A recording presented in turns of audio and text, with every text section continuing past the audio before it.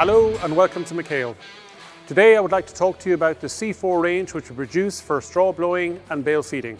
Within this range we've got 4 models, so we start with the C430 which is a 3-point linkage machine, the C460 which we see here behind me which is our biggest seller, a C470 and a C490 which are longer wheelbase machines. The front housing, the controls, everything are exactly the same, it's just the body length that varies.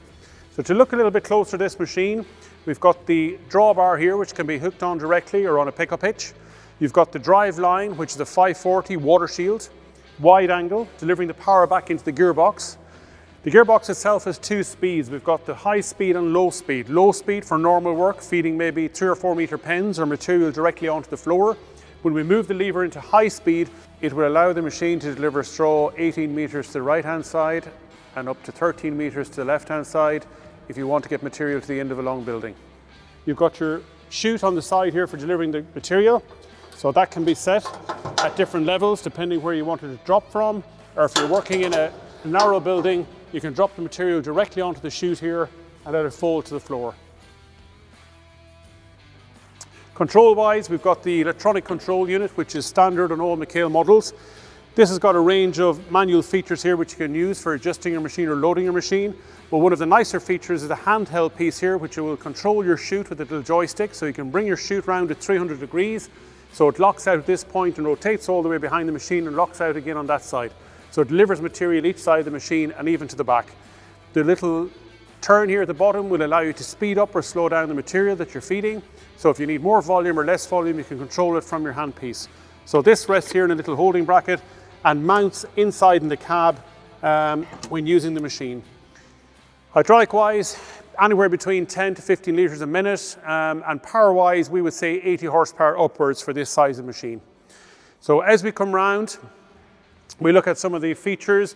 You've got your oil filter here as standard. These machines tend to be put on some older tractors or even neglected tractors, so a little oil filter is quite a good feature.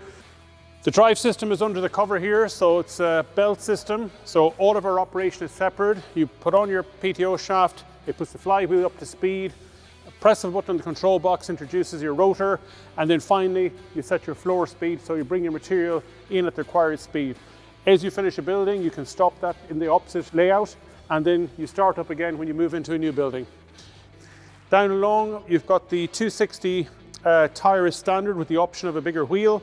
You've got your lights which are standard, and then you've got your rear control again which is standard on all 4 machines. So by simply placing your hand behind the panel on the safety switch, you can lift and lower the back door, or you can move your conveyor floor forward and back. On the rear of the machine, you've double hydraulic cylinders on the back door for lifting and lowering. You've got a heavy duty edge here on top for self-loading, and when you cut the net you can fold it out over the top of the machine and wrap it around here, which makes it quite useful for holding on to it. So if we look in the back of the machine, I'll just show you a couple of features. The machine itself is very well built. In here you've got the rectangular box section, which is a complete section, heavy duty. Unlike you see folded sections or channel iron being used, these don't bend or break.